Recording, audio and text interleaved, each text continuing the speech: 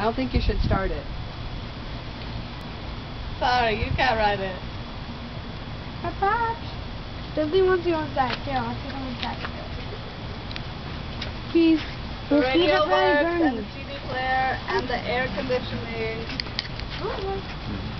So yeah. So do you like it? A lot? It's your first car, Kirsten. A Funfire. That's what it's called. Funfire. There's Play-Doh in my car. Oh, It's Johnny's. Where's your menu? It's a very small.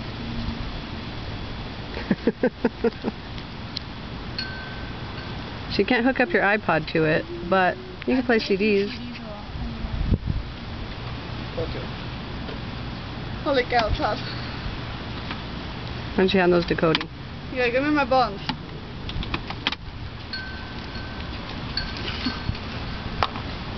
So see, its name is Judy.